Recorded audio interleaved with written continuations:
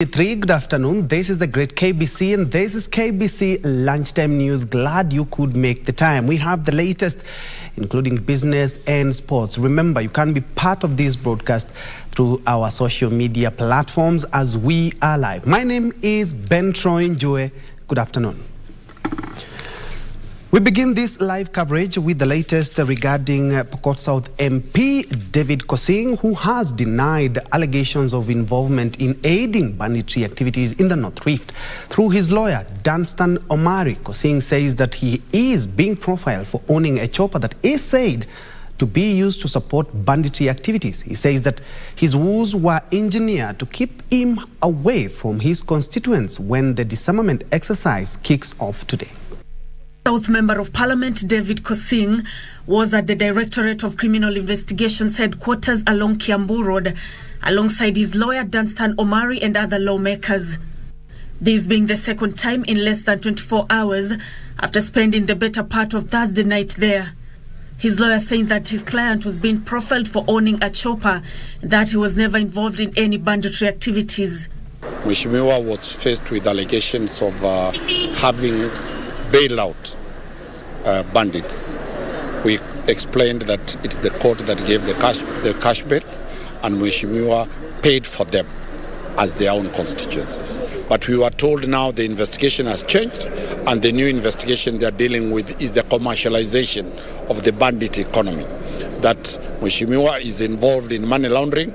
Mheshimiwa, out of that money laundering, he bought a chopper, and they are trying to investigate on two choppers. We have explained to them that Mheshimiwa's chopper is available at Wilson Airport. They don't need his consent to go there. Two, we have also explained to them that Mheshimiwa has never been involved in money laundering. The fact that he owns a chopper, it's not a criminal offense in this country. Omari said that the thief was a ploy to keep Kosing away from his constituents when the disarmament exercise kicks off today. And he's being dragged out of Pokot region. The operation is starting today so that he's not there to observe what happens with his people. There are places where you go for 100 kilometers without a road. There are places where you go to a whole location and there's no school. These people require development, and I'm assuring you, if the operation is coming with the development, then we are going to succeed. If we are going to do what we've done before and expect different results, I'm not a prophet, but history will judge us. That we've got more than 29 operations since the Kenyatta, the Jomo Kenyatta. None of those operations have actually borne any fruits. He also accused Interior Cabinet Secretary Kithure Kindiki for his woes. Kosing is expected back at the DCI at 4 p.m. And definitely we are keeping our eyes peeled for any report from the DCI. Away from that, the government is set to repossess or grab prison lands across the country as it warns land cartels of dire legal consequences. State Department for Correctional Services Principal Secretary Mary Modoni has disclosed that the government will immediately embark on a process leading to the repossession of the land after receiving the report from the task force. Speaking in Kitale during an inspection tour of Kitale Prison, State Department for Correctional Services Principal Secretary Mary Modoni noted that the government is set to begin reclaiming prime land belonging to the prisons department that has been grabbed by senior officers over the years. Modoni disclosed that the government is waiting for a task force report that is identifying all pieces of land grabbed that belong to prisons. We have a task force that is already looking into place, and we are highly waiting for the recommendation of the task force so that we are able to implement. As Correctional Services Department, we are very much willing to collaborate with other state actors to ensure that we are at par. But prison has had huge chunks of land. The PS expressed concerns over the massive land grabbing of prison land, which she said has affected the expansion of correctional facilities across the country. She added that some of the cases of land grabbing are historical and there is a need to a thorough audit before embarking on repossession of the land. Land issues is a very thorny issue in our department, and these are historical cases. They have not started today when I've become the PS. They've been there, we have reports, we have everything. Kitale Kapenguria prisons are among those affected by massive land grabbing.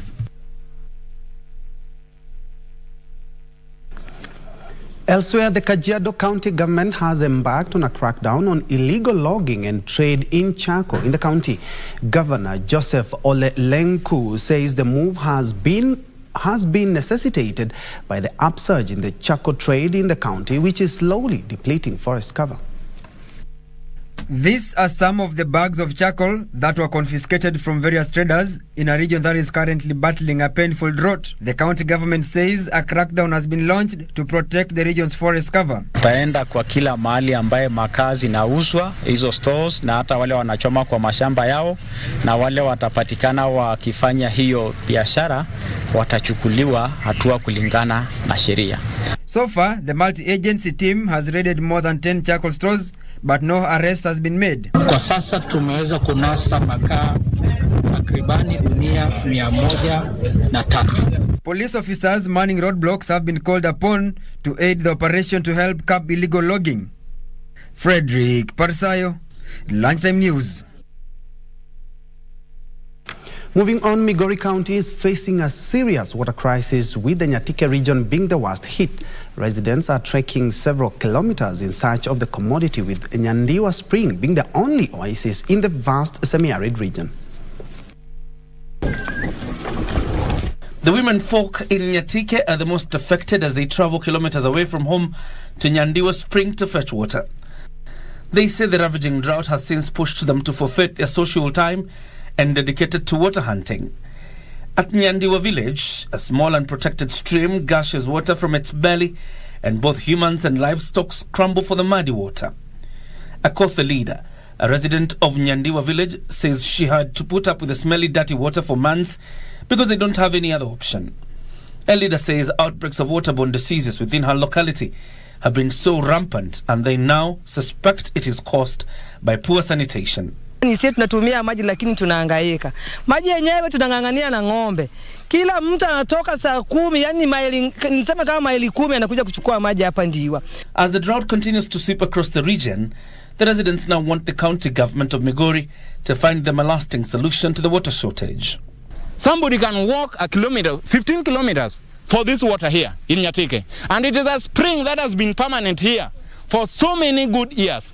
So why can't you improve this water for us so that our people can be helped?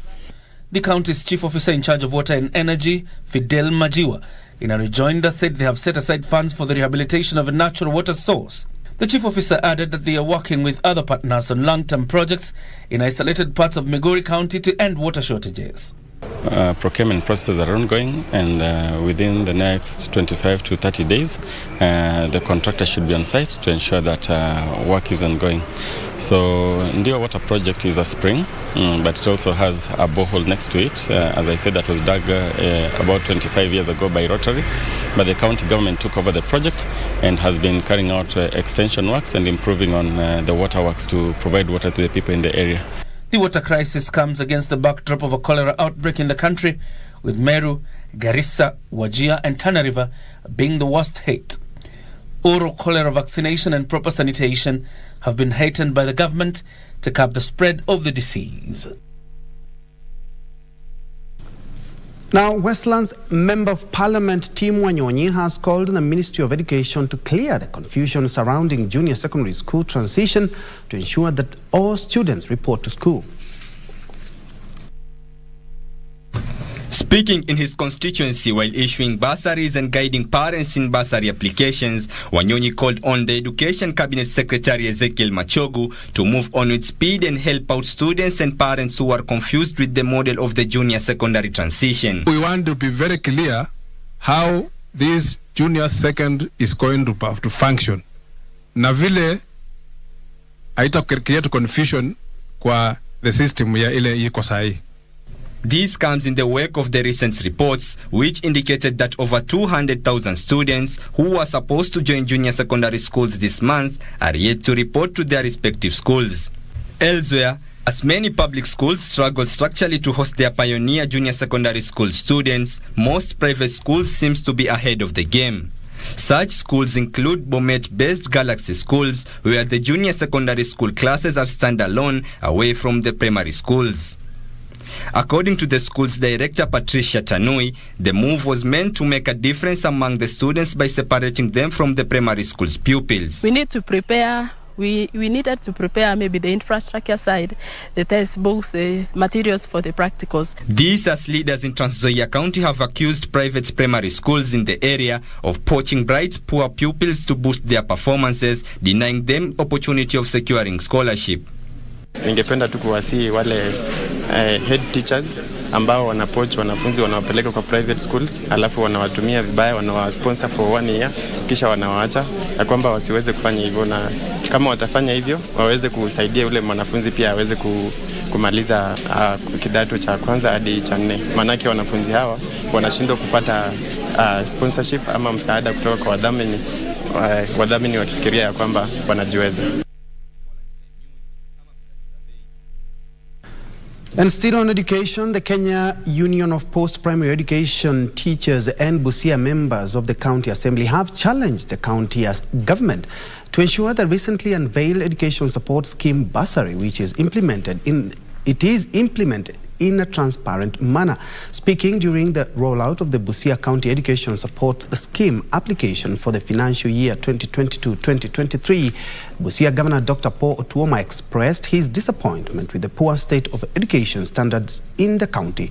He appealed to education stakeholders to reciprocate efforts by his government. I know that this is a moment all the Busia stakeholders in education, parents, and the whole community have been waiting for.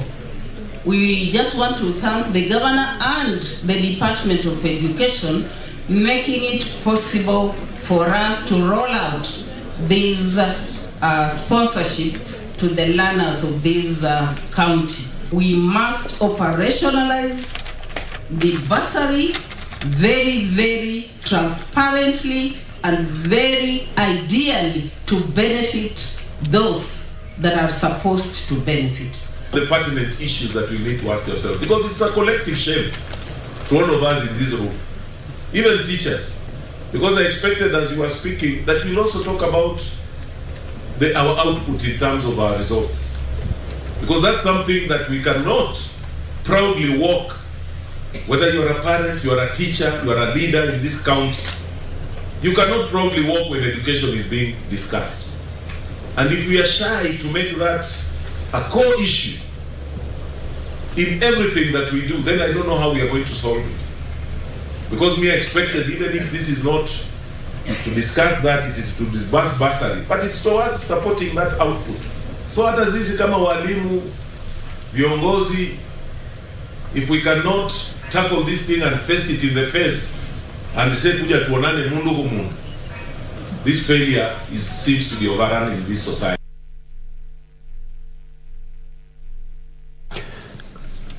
Moving on, residents of Kilifi burst into celebrations in the streets of Kilifi following a court decision that upheld Gideon Mungaro's election as Kilifi governor. 3 petitioners had gone to court to challenge his win in the August 8th, 2022 general election.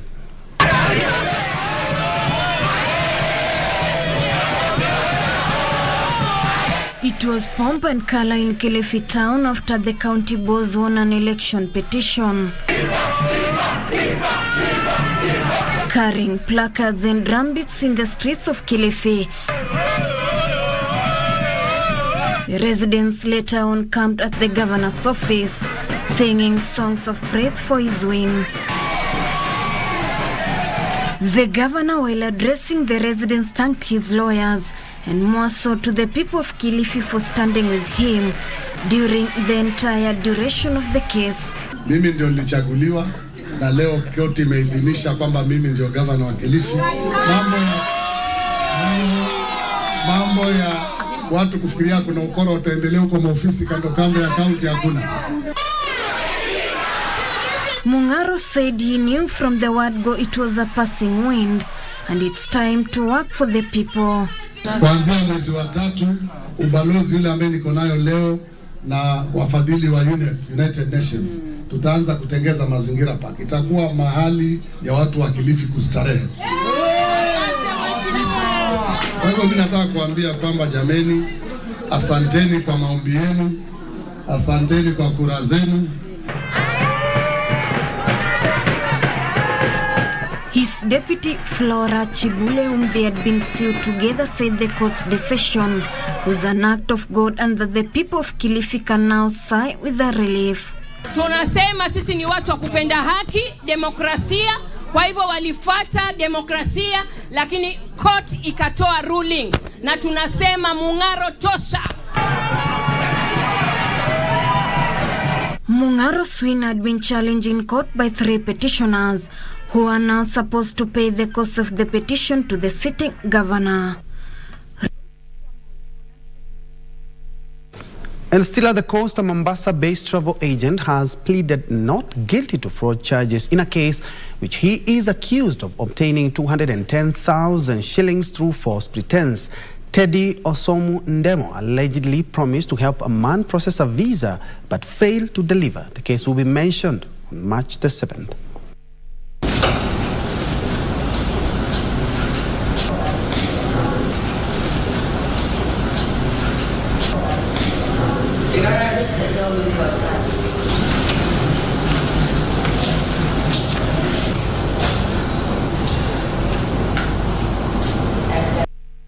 Elsewhere, a section of farmers from Kiambu County have raised concerns over the interference of flow of River Mukoyo by private farms. The farms claim the private farms are blocking the water source upstream, leaving water users downstream with no alternative water source. They now want the government to intervene in the matter. Farmers along the banks of River Mukoyo in Ruiru, Kiambu County are protesting over what they claim as a selfish interest of a few individuals who are creating water shortage for their own benefit. They're accusing factories upstream of blocking the water source that has contributed to it drying up at an alarming rate, forcing them to abandon farming activities. Na hii si mto ya kuisha kawa hivi. Ingekuwa imebaki hata kidogo ina flow 24 hours inatoshea sisi wakulima. Lakini wakati kama huu wa kiangazi hawawezi wachilia angalau hata kidogo wiki moja itufikie. Sasa wakati huu kuna kiangazi. Kuna makampuni mengine hapa inakuza kahawa. Na ni kampuni moja tu hiyo ndio inaweza laumu. Maji ni kidogo. Lakini hiyo kidogo baada tu tukubali tushie na hawa wao wanajifungia maji. Worried that the crisis could result in food insecurity, the farmers who supply fresh farm items to Ruiru and Githurai markets are urging the government to promptly intervene and bring them to book. Ukiteremka hapa mita 20 kumekauka, hata ng'ombe haiwezi pata maji. Ndio ninauliza serikali ichukulie jukumu kwanza ya hii county. Itembee kwa mito iwachiliwe kule imefungiwa. Sio hizo groups. Elsewhere, environmentalists are urging county governments to support youth groups and community-based organizations through investing in nursery beds and tree planting exercise that will in turn contribute to the achievement of the 30% forest cover. Kila mtu stakeholder wote hapa tumesema tutajitolea and we shall plant trees and maintain them so that after a certain period of time these trees will act as water catchment areas. Speaking at a tree planting exercise in Nairobi's Kayole area, the group urged residents to plant trees in their homesteads that will help in combating the effects of climate change. Malengo yetu ni kuweza kuhakikisha kwamba tumeweza kurudisha hadhi ya nchi au hadhi ya ulimwengu kwa kuweza kuirejesha miti. Sentiments echoed by area leaders present. Tutaungana na hizi vikundi, tuone vile tutawasaidia, vile tutawasupport kwa kutafuta mbegu na kuweza kupanda na kuwasupport vile tutaweza. Opicho Chemtai for Lunchtime News.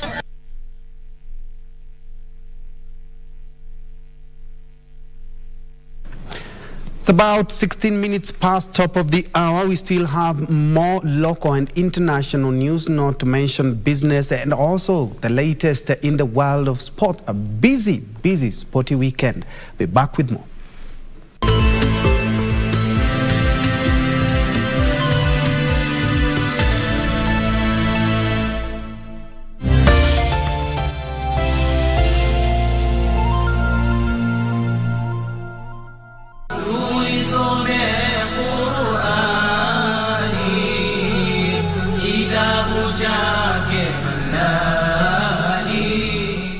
tunazungumzia hikma ya matumizi ya ulimi. Ile ambalo utalizungumza wewe litaleta impact kiasi gani? Litaleta mabadiliko kiasi gani katika jamii? Litaleta uzuri? Bado hujamwambia unamlike. Umerealize hajamwachilia mkono kutoka nikuja hapa. Love blossoms in Mexico with the trio sisters in Las Bandidas. I beg you, please don't go. I want you to be the happiest man in the world with a woman who appreciates and respects you. An array of music rave. Make me lie when I don't want to. Blues. You are my everything. Two local jams. And we sit to chat with the Thiambo. You know, I can't even tell whether you're looking at me, seeing me, with the Louis Vuitton. Classic comedy. Makono tu. Hey, mashabiki. Say that again. Enjoy the Divas programming this February only on KBC Channel 1. Kenya's watching.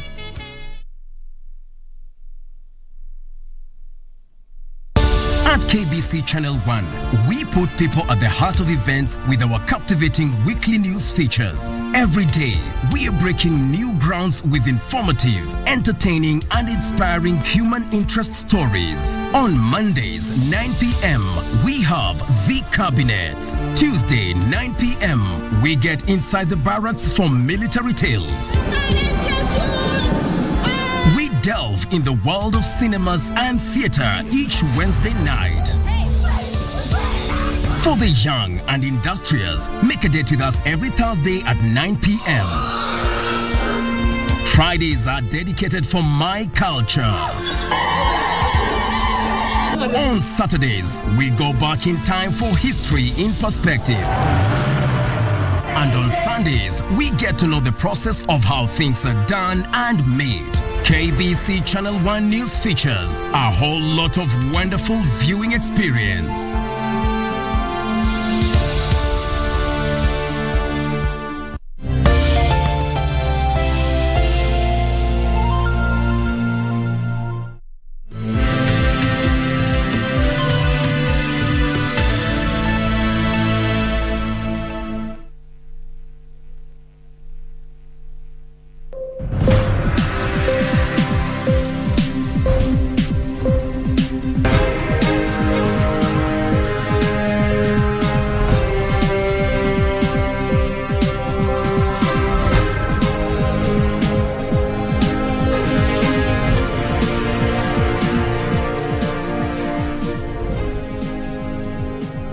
Welcome back, and let's now make sense of shillings and cents in business. And speaking about shillings, the state of Kenya's economy is set to improve in the next 2 years on the backdrop of a falling inflation rate, projected favorable weather conditions and easing inflation. Old Mutual Investment Q1 of 2023 outlook says the government should deepen investment in agriculture and infrastructure to jumpstart economic growth.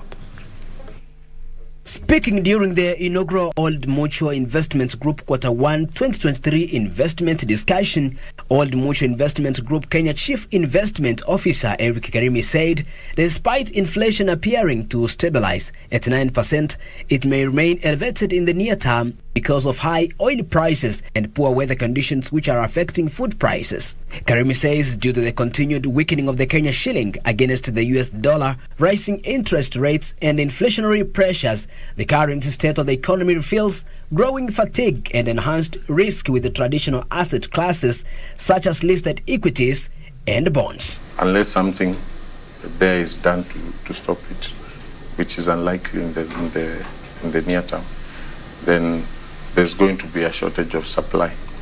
So just last week, Russia announced that they're going to cut their daily production of oil by around 500,000 barrels, I think, which is bound to cause a panic in that market.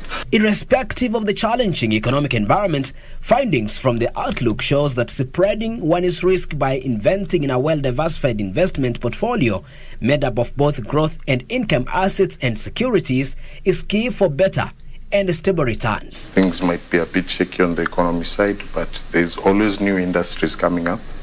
There's always sectors that are going to benefit whether the economy is up or down. And those are the sectors in which we want to play. Things like agriculture, infrastructure. On the economy side, we see a recovery because a lot has been done to boost it. We've gotten financial support from World Bank, IMF, NTSA, which is going to go a long way. So it's not going to be a bounce. It is a bounce, but it is a bounce over 1, 2, 3 years. According to Kevin Nyaga, head of alternative investment at Old Mutual Investment Group, the current investment portfolio of traditional asset classes such as cash and near cash, stocks and bonds to include other alternative assets or securities, use returns and performance have a lower correlation with the traditional investment markets. We are educating investors of the opportunities in this space and engaging them further to see how they can realize them, and would encourage also investors to talk to their financial advisors based on the suitability and their current economic and financial situation to look at opportunities in this space and take advantage of them. Andrew Kero for Lunchtime News. The integrated customs management system has increased efficiency at all points of entry and reduced cases of fraud and traffic snarl-ups. Addressing an induction forum at the Holili border post in Taita Taveta County, KRA Southern Regional Coordinator Joseph Tonui said implementation of the integrated customs management system has reduced also operational costs. Basically, the use of our ICMS system is very efficient, is faster, it is able to clear very fast. Our systems are fairly stable now. The system turn times have come down, and therefore the efficiency of having cargo clearance is very efficient. The compliance level has also come up because of the use of our scanners. They are very efficient. We are able to scan 100% of our containers through the Port of Mombasa. And the non-compliant ones are very small, the ones which are subjected for 100% verification. So these tools making us together our targets. Our staff also are working very hard. They are very committed. We are due for our second commercial break, but don't go away. When we come back, we still do more business before we wrap up with sports.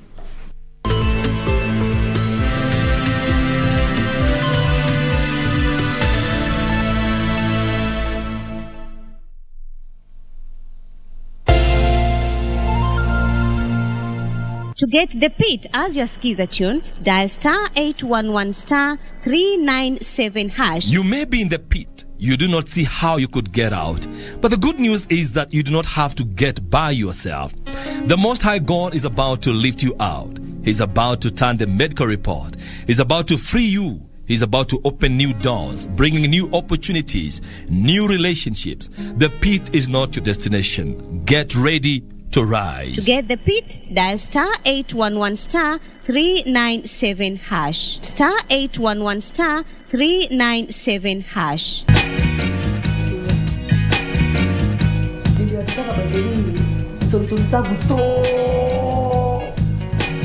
I failed, Tiffany, I failed. Calm down, okay? How do I recover from all this? Huyo mtoto anaenda na miguu ama? Umemzalia tu mtoto moja and you want him to give you the world. Si wanaume wengine ufanya hivyo? Niko hapa on behalf of Mr. Kamau, who is a member of the Workers Union hapa Kenya. Mbona Mama Paula anajifanya malaika hivi? Have you ever reported him to the police? Wewe uoni ile emotional damage ambayo umenileteaga. In this family we help each other when you're in trouble. Oh, really?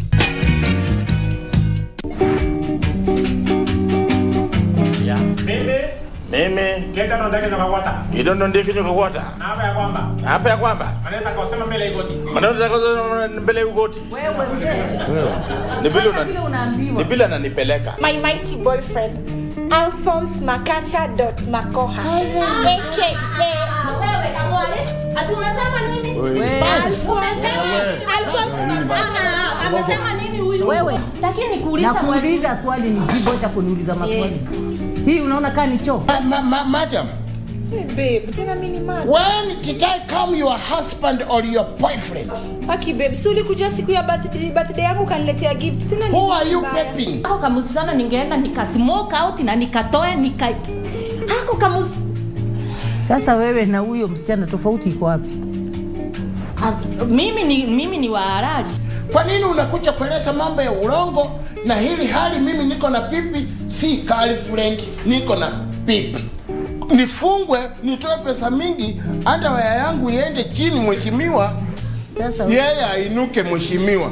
Underwear hii suruali ya ndani. Hii ya kuuza mbao, chuma, mifereji, ndio hiyo. Inaitwa underwear. Inaitwangwa?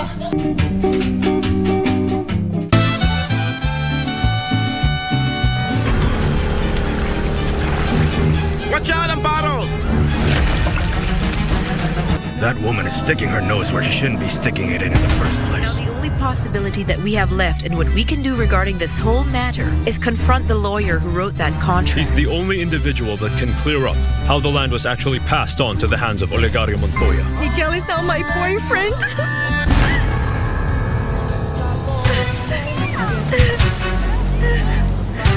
Once again.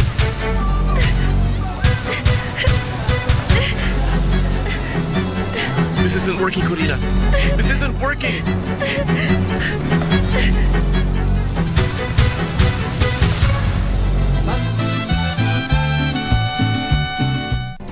Do you have a news story to share with KBC? Get in touch swiftly on email news@kbc.co.ke or call 0723-892-654 or 0734-780-124.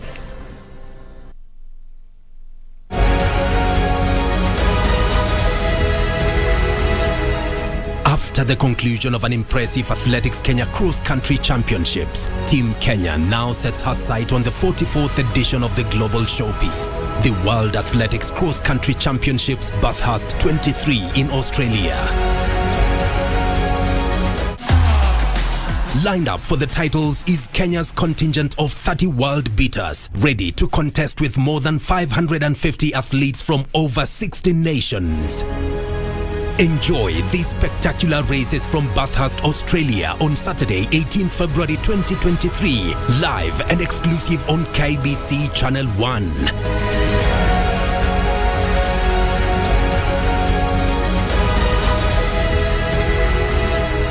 KBC Channel 1, your true sports partner.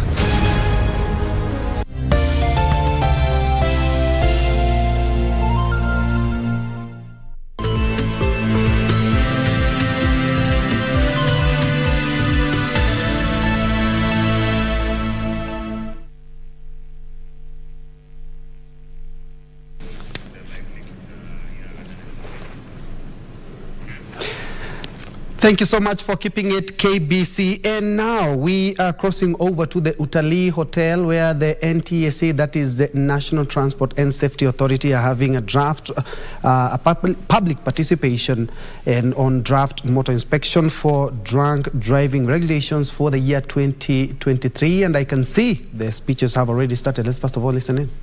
Kajiado, they're all here. And Kiambu. Yes, as well. They're all here. So these are about like how many? Almost four for each grouping. So we are talking about 16 done. Okay, in this act, what is so unique that Mighty is going to that's going to act and to reduce Mighty be an issue of road accident? What are so unique in this to act? Yeah, if you look at the drunk driving regulation particularly, honestly, if we go by what majority of the Kenyans are saying now, that we go to almost 0.0 alcohol in our bodies as drivers, it's going to reduce accidents drastically. Because it's a serious challenge. And if you look at the consumption of alcohol, yeah, I would say it's more of abuse than really taking alcohol for what it's intended for, you know. It's more of abuse because teenagers are doing it, guys who are even novice drivers are doing it, boda guys are doing it. Everybody's doing it, and it's really contributing to accidents. So if we are looking at that as an opportunity for us, if this is implemented, if this is what wananchi feel and it goes through, we should be able to minimize road incidences by a very significant margin. That one, we are assured of that. Then the other one on motor vehicle inspection, if we get to have all vehicles inspected, PSVs, which we do annually, the heavy commercial ones, but now additionally, if you want to inspect even the motorbikes, inspect now even the private vehicles, I think as a country, we are in the right direction. We'll minimize these incidences very drastically. We have been inspecting PSVs for the longest time. And if you look at the numbers now in terms of incidents related to PSVs, they've really gone down because we really push them. They've really gone down. But now the numbers are increasingly coming from the private vehicle drivers, and you wonder really what's happening. So if we go that direction, then we should be able to bring down the numbers. Look at the number of incidents related to motorcycles. Too many. Every county you go to now, there's a ward for boda guys. Injured, some are now dead and all that. Some will never recover at all because they have head injuries. At the head injury, you can't recover. So it's too much for us as a country. And we are thinking that now, if this is the way to go, we inspect these bikes, we inspect these vehicles, then we are assured of very safe vehicles on our roads moving forward. Then we can handle the other issues as we go along. What message do you have for the Matatu players as per this association? For Matatu players in the industry, we are glad that they're really coming out to participate in these forums, and I want to encourage that they really come out in the remaining counties as we go there.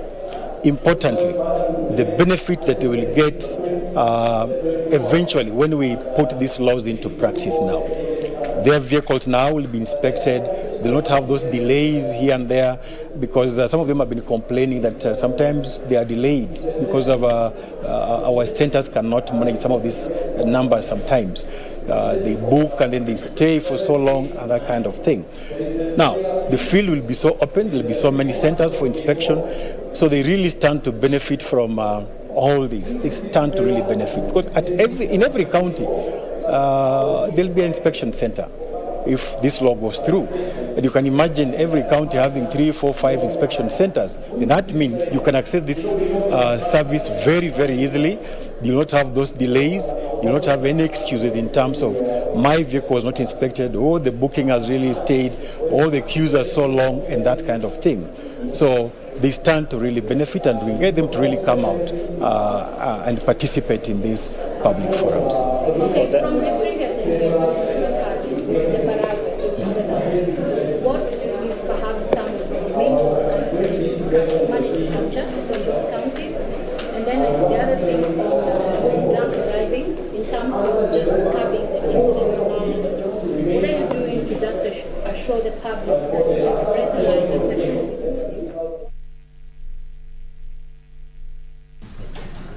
That has been one of the NTSA officers there responding to questions from journalists there, and been able to pick up a few things that the PSV road accident cases have drastically gone down, and he can attribute that to the regular vehicle inspection. And something else that he has noted is that they have a means of curbing delays that have orchestrated or have been characterizing the vehicle inspection exercise in the country. That has been an NTSA public participation forum regarding vehicle inspection and also the regulations for the year 2023 regarding the drunk driving. And we'll be getting a little bit more in our subsequent bulletin. And as they always say, that a little courtesy on the road goes a long way. From Utalii here in the capital Nairobi to South Africa, where the economy is on the brink of collapse due to rolling power blackouts that have choked industries. The country is also facing long-term social instability due to massive layouts. Economic experts are saying that the government needs to invest billions of rands to overhaul its energy infrastructure and construct new power plants. Here are the details of this and other stories making headlines from across the continent. South Africa's energy crisis is holding back growth, just as the continent's most industrialized economy hopes to recover from the COVID-19 pandemic. Last week, South African President Cyril Ramaphosa declared a national state of disaster over his country's crippling power shortages, saying it posed an existential threat to the economy and social fabric. The electricity crunch has been years in the making, a product of delays in building new coal-fired power stations, corruption in coal supply contracts, criminal sabotage, and failures to ease regulation to enable private providers to swiftly bring renewable energy on tap. As a result, much of Eskom's coal-fired power plant fleet is aging. Elsewhere, Burkina Faso has acquired 200 kilos of gold from Canadian miner Endeavour. The gold from the Mana mine was made in public interest, and the company will be fully compensated. Burkina Faso's finances have been hit hard by sanctions prompted by 2 army takeovers last year and the fight against a military insurgency in the north and east of the country.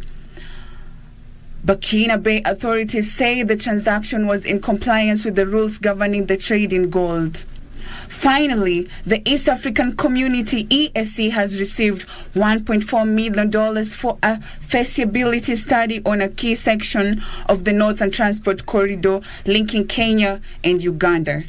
The finding from the African Development Bank, AFDB, would be used to conduct feasibility studies on the 256-kilometer multinational Kisumu-Busia, Malaba-Busia Expressway project. The FDB funding would also be for the feasibility studies for the upgrading of the Malaba, Busia and Lwakaka border posts along the Kenyan-Uganda border. Reporting for KBC, I'm Taneto Chola. The Kenya Medical Practitioners, Pharmacist, Dentist Union, KPMDU, says GMOs have not been linked with any causing any disease, and their research shows that the foods are healthy and should be integrated in the Kenya's food system. KPMDU Deputy Secretary Ms. Keller Dennis, however, says more research should be done on GMOs before a full rollout to ensure safety standards are complied with. As doctors, we come from a privileged position of trust that whatever your doctor tells you, you believe. When they say you have malaria, take this, you take that. You get that? So that position of trust is where we bring in the scientists. And I've explained it very well that some of the things they have developed, their research and data to back it up, that there's no correlation with issues around cancer, issues around immune reactions and allergies and all that. So I can authoritatively say from our discussion that some of those issues that have been peddled around are lies. Yeah? Only that we live in a country and in an era of post-truth and alternative facts, yeah, where the lies will travel faster. Or in a country where politicians probably sway opinions of everything ranging from contraception to vaccination to GMO. And Nairobi County has the potential to double its revenue generation if it improves its business environment and accessibility to infrastructure. The Kenya Institute for Public Policy Research and Analysis, KIPRA, Chair Benson Ateng, says easing licensing and permit processes could increase revenue collection to meet financial obligations.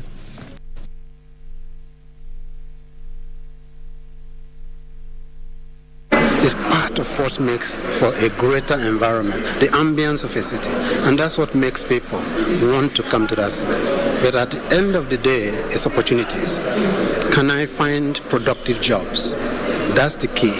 This is a lesson that we need to pick from other countries, and that's why maybe perhaps these businesses are also preferring to go to the other countries. So definitely we have to do something in terms of reducing, or making the cost of doing business to be quite low.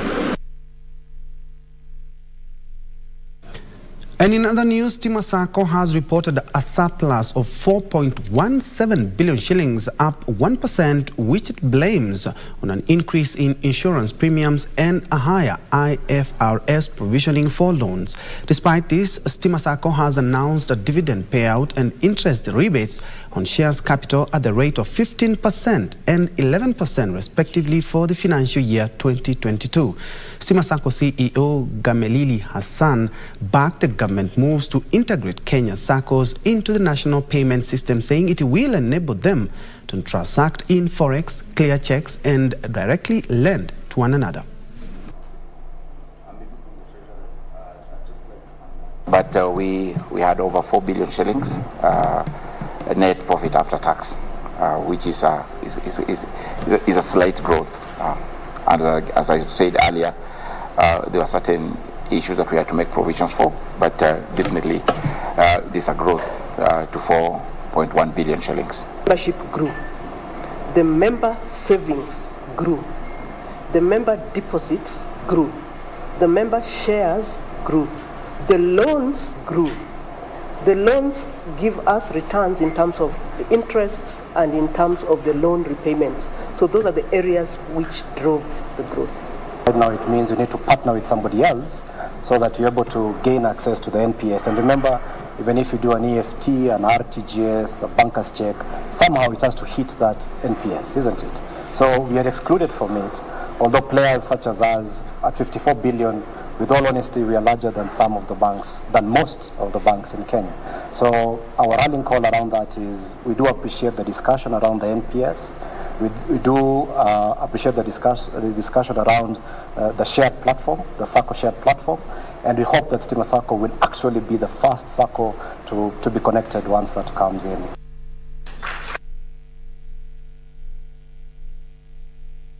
Now, the effects of the ongoing drought situation in the country are worsening for the fish folk, with water levels in rivers that feed the fish ponds drying up. Here's Nduta Mukami with the details. The impact of drought on food and nutrition security has been devastating, already affecting more than 4 million people. Signs of crop failure or poor harvests have prompted leaders to appeal for relief for food to save lives. There has been an increase in cases of fish dying due to changing weather patterns, and some farmers have had suspended operations to await the onset of rains. Reni watu wakuwa wanapanda miti na foresti wataungana pamoja, watu waanze kupanda miti, ndio sasa mito yetu iwe na maji ya kutosha. Hiyo ingine watafunza watu vile watakuwa na tengeneza wa kuweka kwa hiyo visima, vile wataweza kuweka samaki. Kwa hiyo naona hakuna mambo kama hiyo itafanyika. The slump in fish production from local ponds, coupled by severe pollution in water bodies, is impacting aquatic life.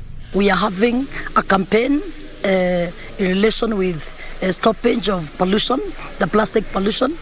There is so much pollution, and when there's so much pollution, even the production of fisheries, even the issues we are talking about, how do we even make our people from bottom up, in relation with also matters of developing themselves in the small issues they do in businesses, it will still affect them. Consequently, they said that a parliamentary caucus on climate change, conservation and waste management would be formed to implement remedies. Priority will be also to partner with all this team in relation with the blue economy to make sure that whatever comes on matters of legislation that we pursue it.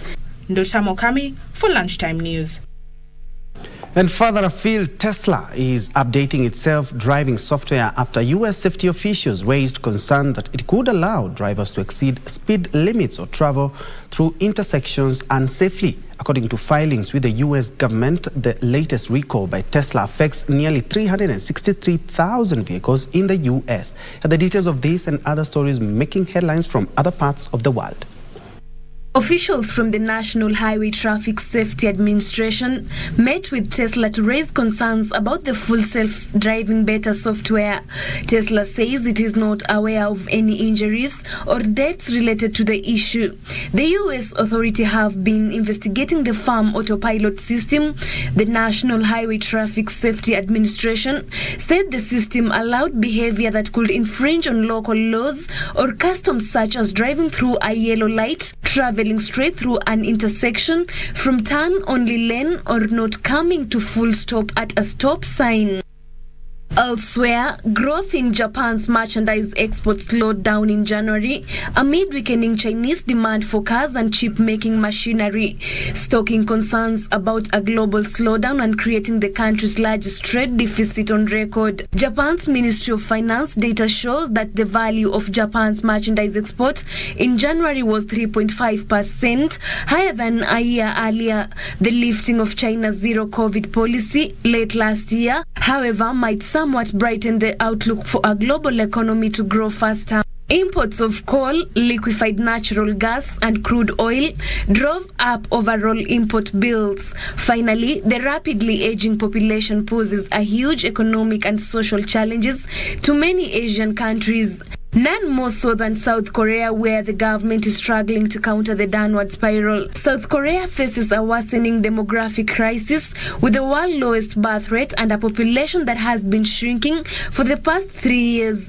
South Korea's population shrunk in 2022 for the third year in a row as deaths continue to outpace births. The average number of children a Korean woman has now stands at 0.9, much lower than the replacement rate of 2.1 that would maintain a stable population, which adds up to a big economic problem.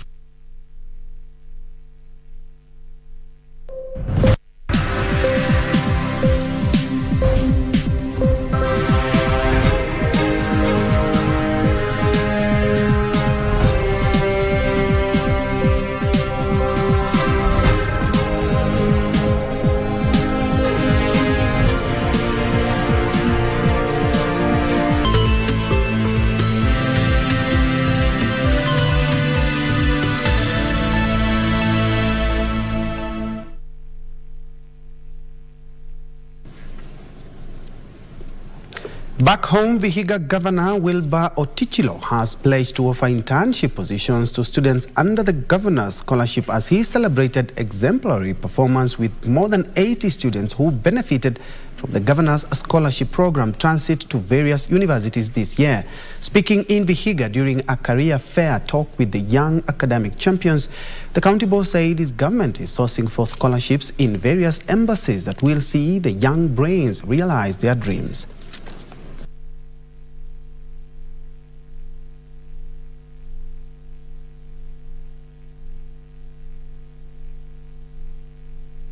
As a county, we have done our part.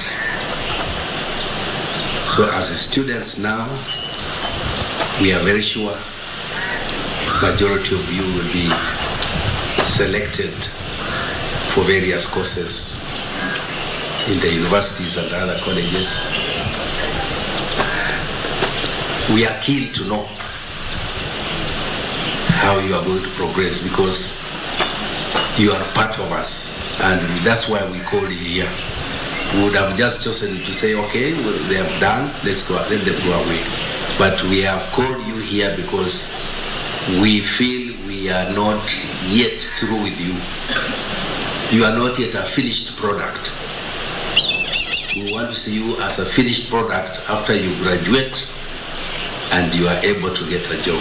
As per now, we've already paid the fees for Form 2s up to Form 4s in full. They are school settled. Form 1s we paid, we deposited their slips yesterday, and the remaining are being given in today. So at least by tomorrow we want to have finished paying the fees for all, even the Form 1s. Those who are here, pass a word to all the other Form 4s who are out, who are not even on the governor's scholarship. We intend to have a career fair at Kidundu Stadium on 4th. We want you people to be focused, to know the courses that you are going to do. We want to guide you. Be there, talk to all the people who will be coming there to guide you so that we see where you are going. And above all, remain this.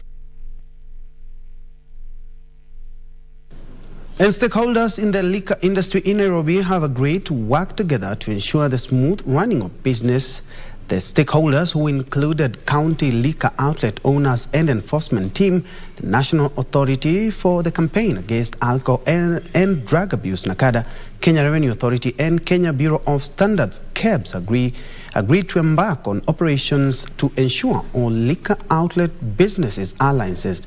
The owners are now urging relevant bodies to help the liquor industry from police harassment. They also warned Nairobi Governor Johnson Sakaja to implement cheap single business permits. They further urged the multi-agency team to plan sensitization sessions on the operators. Which was enacted in 2009 for nyinyi business owners, investors, lazima tuangalie environment ambayo mnafanya kazi ili muweze kufanya biashara yenu, na ili pia sisi kama Nairobi County tuweze kupata revenue ambayo itawezesha kila mtu county yetu kuendelea kukua. Maneno ya pombe, it's a county function. Hiyo ni kitu ambayo inafaa kudiliwa nao ki-county. Lakini unapata polisi wanakuja wanaingilia hii maneno ya county. Wanaingilia function, wanakuja wanashika. Na kuna vilabu wengi sana wamefunga vilabu juu hizo harassment. So ile kitu tungetaka ni kila arm of government ifanye kazi yake. Some of us we want to pay for the licenses, some of us will never pay. Why? As from around 7 in the evening, nani wanapiganga? Atakuja wa kutembea ni 54, akikuja na gari ni 100. New stakeholders in the fight against gender-based violence now say lack of adequate data on issues such as FGM, that is female genital mutilation, has made the war against FGM weak. The stakeholders who met in Isiolo say several counties have lagged behind in making strides towards eradicating the harmful practice owing to insufficient civil engagements to rally communities to abandon the practice. Provide some protective measures for... Amid heightened efforts to eradicate female genital mutilation practices in the country, stakeholders met in Isiolo town to sensitize people on FGM and devise ways to eradicate the practice. Anti-FGM activists noting that a lot of civic engagements needs to be conducted to enlighten mothers on the effects of FGM. Though kuna suna nyingi ambayo hatuzitilii mkazo, lakini hii tumeitumia sana, ambayo unapata kwamba yule anakeketa anageuka haki ya yule mtoto. Na tukiangalia chapter 4 ya Bill of Rights katika katiba, mtoto ana haki. Meanwhile, civil society groups in Nairobi have condemned increase in cases of gender-based violence and defilement cases against girls and women in the country. The groups are demanding for the formation of a special committee to investigate these cases and give recommendations on the best way forward in dealing with the matter. The pain and trauma that we have seen unleashed on our children in this country has gone to a higher level that is unprecedented in our nation. In the same breath, the Forum for African Women Educationists say kangaroo courts, poverty and lack of parental supervision are to blame for the soaring number of teenage pregnancies in the country. The forum leadership says settling of gender-based cases out of court has been an injustice to those affected. We'll also be doing sensitization of law enforcement, as they are the people where cases of defilement get reported, so that they're able to address this better and refer it through the proper channels. And we are hoping that when we apply a combination of these interventions, we will be able to see a significant reduction in the cases of teenage pregnancy in the period of 2 years. And we have started with a baseline survey, the entry point, and we will be tracking against this to see what the impact will be in the next couple of years. There's always some stigma that follows these girls in schools because they are always aware that they are mothers. And therefore the issue of prevention is very important. Wakati usi ule ambao utanyamaza, uwafiche, usiwaambie anything. You must sit at the table na wote na kuwaongelesha ukweli. The forum, which sensitizes communities on ways to report such matters, wants priority accorded to the youth, parents and community leaders. For Lunchtime News, I'm Gladys Munga.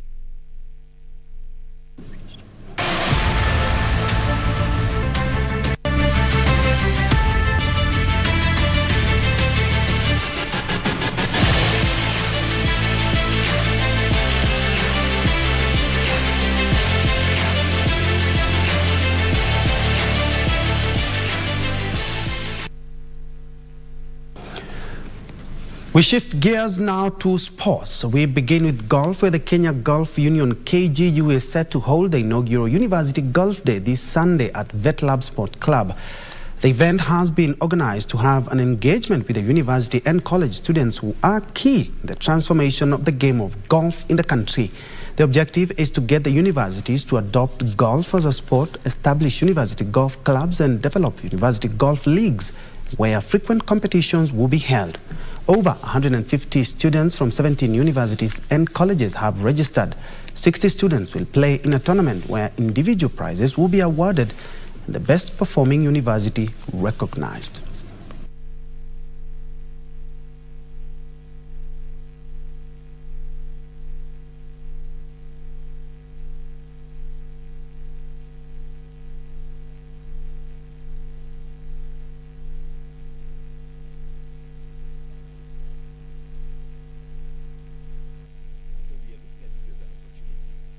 Continuity for our pathway player, for the player pathway, right from the junior golf, elite golf throughout college.